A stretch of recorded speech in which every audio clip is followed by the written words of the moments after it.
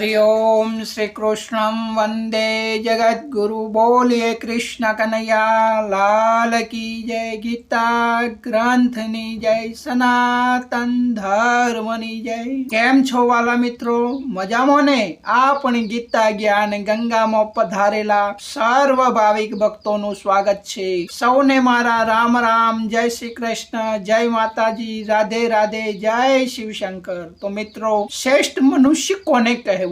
जे समय ની કિંમત જાણી સૌથી ઊંચી વસ્તુ પકડે તો શાસ્ત્ર કહે છે કે 100 કામ છોડી સ્નાન કરવું, 1000 કામ છોડી દાન કરવું, લાખ કામ છોડી ભગવાન નામ જાપ કરવો અને કરોડો કામ છોડી સત્સંગનું શ્રવણ કરવું। તો મિત્રો, આવો આપણે સૌ સાથે મળી શ્રીમદ ભગવદ ગીતા શ્રી કૃષ્ણ અર્જુન સંવાદ નામે તત્વજ્ઞાનના સત્સંગનું શ્રવણ કરીએ।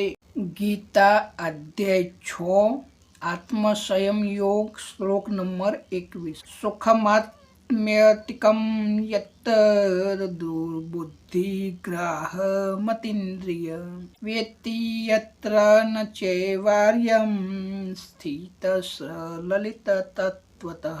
इंद्रियोथी अतीत मात्र शुद्ध थयेली सूक्ष्म बुद्धि द्वारा ग्रहण थई सके एवो जे अनंत आनंद छे એને જે અવસ્થામાં અનુભવે છે અને જે અવસ્થામાં સ્થિત આ યોગી પરમાત્માના સ્વરૂપથી કદીએ વિચલિત થતો નથી। મિત્રો, 21મા શ્લોકનું વિસ્તારથી સૂક્ષ્મ અર્થઘટન જોઈએ કે ભગવાન પૂર્ણ પુરુષોત્તમ શ્રી કૃષ્ણ અર્જુનને ઉદ્દેશીને બોલ્યા કે હે અર્જુન, ઇન્દ્રિયાતીત એટલે કે ઇન્દ્રિયથી અતીત અર્થાત ઇન્દ્રિયો દ્વારા અનુભવ ન કરી શકાય તેવું, શબ્દાતીત એટલે કે શબ્દથી અતીત શબ્દો દ્વારા વર્ણનીય ન કરી શકાય તેવું, માત્ર સૂક્ષ્મ બુદ્ધિ જ જેને રીતિમ્બર પ્રજ્ઞા આધ્યાત્મિક ભાષામાં નામ આપવામાં આવ્યું છે તે એકદમ નિર્મલ અતિ સૂક્ષ્મ થયેલી બુદ્ધિ દ્વારા ગ્રહણ અર્થાત પામી શકાય છે, અનુભવી શકાય છે, અહેસાસ કરી શકાય છે તેવો જે અનંત આનંદ છે, એટલે કે જેની કોઈ સીમા નથી, જેનો કોઈ માપ નથી, જેનો કોઈ છેડો નથી, જેનો કોઈ અંત નથી, એટલે કે આવવા જવા વાળો આનંદ નહીં પરંતુ સદા ટકી રહેનાર આનંદ। એને જે અવસ્થામાં એટલે કે નિરુદ્ધ અવસ્થા નિર્બીજ સમાધિમાં અનુભવે છે અને જે અવસ્થામાં સ્થિત એટલે કે સ્થિર થયેલો એ અવસ્થાને પ્રાપ્ત કરી ચૂકેલો યોગી પરમાત્માથી અર્થાત સ્વસ્વરૂપથી કદીએ વિચલિત થતો નથી, અર્થાત તેની તે સ્થિતિ આવવા જવા વાળી નથી પરંતુ નિત્ય અચલ અને સ્થિર છે। મિત્રો, હજુ પણ ઊંડા ઉતરી સરળ ભાષામાં આ શ્લોકના દરેક શબ્દને સમજીએ કે સુખ માત્યતિકમ યત એટલે કે જે છેલ્લી અવસ્થા, જેને છેલ્લી સમાધિ નિરુદ્ધ નિર્બીજ સમાધિ કહે છે, તેમાં તે યોગી જે આનંદનો, જે સુખનો, જે શાંતિનો અનુભવ કરે છે તે તેનું પ્રાકૃત સુખ છે, તેનું નિજી સુખ છે, ઉસીનું કે ઉધારી સુખ નથી, તે પોતાનું સુખ છે, તે ન છીનવાઈ જાય ન નાશવાન થાય।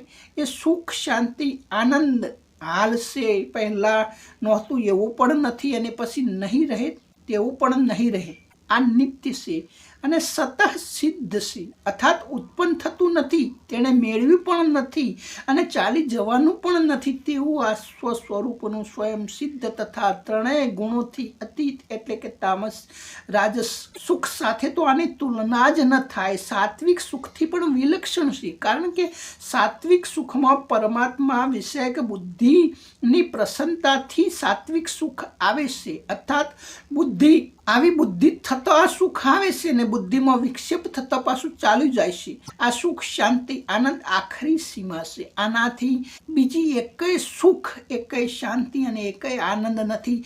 સા કાષ્ટા સા પરમ ગતિ। અધ્યાય 5 શ્લોક 21, અધ્યાય 6 શ્લોક 28, અધ્યાય 14 શ્લોક 27 માં આ પરમ સુખ, આખરી સુખ, સુખની પરાકાષ્ઠા, અખંડ સુખ, અક્ષય સુખ, એકાંતિક સુખ, આવા જુદા જુદા શબ્દોના વિશેષણથી જેને નિરાજવામાં આવ્યું છે આવું વિલક્ષણ સુખ, પરમ સુખ, આવી વિલક્ષણ શાંતિ, પરમ શાંતિ, આવું વિલક્ષણ આનંદ, પરમાનંદ જેને નિજાનંદ પણ કહે છે, પાછું સતત સિદ્ધ અને પ્રયત્ન અર્થાત વિના પ્રયત્ને તે ઉત્પન્ન થાય. વિના શબ્દો કેટલું વિલક્ષણ છે આ સુખ, તેનો અનુભવ કેટલો વિલક્ષણ હશે મિત્રો. બીજું, ઇન્દ્રિયાતીત એટલે આ સુખ રાજસ સાત્વિક તામસથી વિલક્ષણ છે, કારણ કે સુખ ભોગવવા માટે ઇન્દ્રિયો, ભોગો તથા વસ્તુ, વ્યક્તિ, પદાર્થ, પરિસ્થિતિ આ બધું જરૂરી છે. આ બધાનું મિશ્રણ થાય, બધાનો સહયોગ મળે ત્યારે સુખજન્ય, શાંતિજન્ય, આનંદજન્ય આપણને થોડીક અહેસાસ થાય છે. આપણી માન્યતા છે કે આ બધું હોય તો જ સુખ, આનંદ, શાંતિ મળે. સંસારિક દ્રષ્ટિથી તમે સાચા છો કે જે આપણને ક્ષણિક સુખ, ક્ષણિક આનંદ, ક્ષણિક શાંતિનો આભાસ થાય છે તે આપણને લાગે છે કે વસ્તુ, વ્યક્તિ, પદાર્થ અને પરિસ્થિતિથી મળ્યા, પરંતુ તે બિલકુલ ખોટું છે. ઉપરની 4 વસ્તુનો સંયોગ થતાં મન અને બુદ્ધિ શાંત થાય છે. થોડી વાર માટે કુંઠિત થઈ જાય છે. જાણે અજાણે મન બુદ્ધિ શાંત થતાં અંદરની સતહ જે સ્વસ્વરૂપની શાંતિ, આનંદ, સુખની એકાદ ઝલક પ્રાપ્ત થાય છે મિત્રો. અને આપણે માનીએ છીએ કે વસ્તુ, વ્યક્તિ, પદાર્થ અને પરિસ્થિતિમાં સુખ છે અને વારંવાર તેને મેળવવા માટે પ્રયત્ન કરીએ છીએ. વસ્તુ, વ્યક્તિ, પદાર્થ, પરિસ્થિતિ ચાલી ન જાય તેની માટે સતત કોશિશ કરીએ છીએ, પરંતુ આ ખાલી ભ્રમણા છે. જેમ મૃગ ઢૂંઢત વનમાં કસ્તુરી તેના ડુંટીમાં, જેવી રીતે સંસારમાં માણસ સંસારી ભોગોમાં બહાર શોધીએ છીએ, પરંતુ તે આપણા હૃદય મંદિરમાં સ્વસ્વરૂપમાં છુપાયેલું છે. સાથે સાથે બાહ્ય સુખ, આનંદ અને શાંતિ છે જ નહીં તો પણ ચાલો માની લઈએ, પરંતુ તે પરાધીન છે, અન્ય દ્વારા પ્રાપ્ત થતી. પરાધીન સપને સુખે નહીં, એટલે કે પરાધીનતામાં, સપનામાં પણ સુખ નથી હોતું, સાચી શાંતિ નથી હોતી, સાચી આનંદ નથી હોતી મિત્રો. ત્રીજું કે બુદ્ધિગ્રાહી એટલે કે બુદ્ધિ દ્વારા ત્રીજા પ્રકારનો સુખ વ્યક્તિ ભ્રમ થાય છે, જેમાં નિંદ્રા, આળસ અને પ્રમાદ આ તામસ સુખ ગણાય છે, પરંતુ તેમાં બુદ્ધિ જાગૃત હોતી નથી.